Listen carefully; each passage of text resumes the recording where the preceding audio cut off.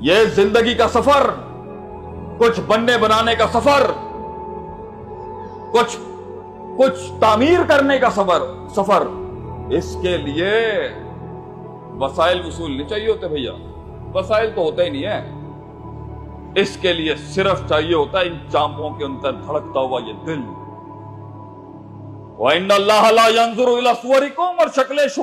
یہ رنگیں، یہ انگریزیاں، یہ اردو، یہ زبانیں تو اللہ دیکھتا ہی نہیں ہے، وَلَٰكِنَّ اللَّهَ يَنظُرُ إِلَىٰ قُلُوبِكُمْ، دل دیکھتا ہے اللہ، دل۔ مچھلی کے پیٹ میں ڈال دیا اللہ نے، بابا جی نے کہا لا الہ الا انت سبحانک انی کنت من الظالمین، بڑے پاورفل جملے تھے۔ اللہ،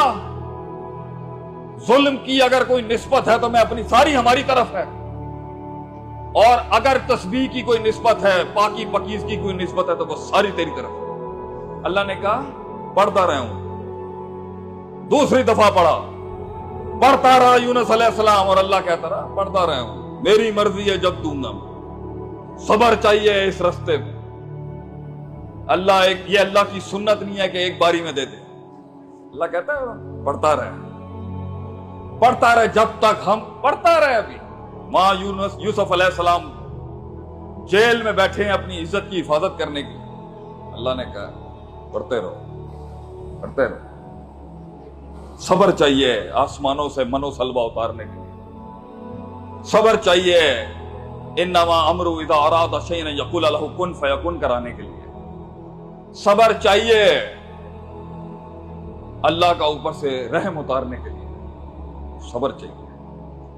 صبر چاہیے، جرت چاہیے، طاقت چاہیے، عقیدہ چاہیے، توکل چاہیے، ان دیکھا دکھنا چاہیے، ان تعبد اللہ کا انک تراہ،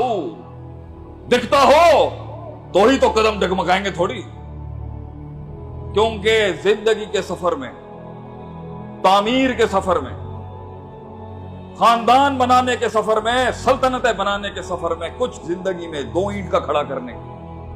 وسائل تھوڑی ہوتے ہیں، نیت ہوتی ہے سر۔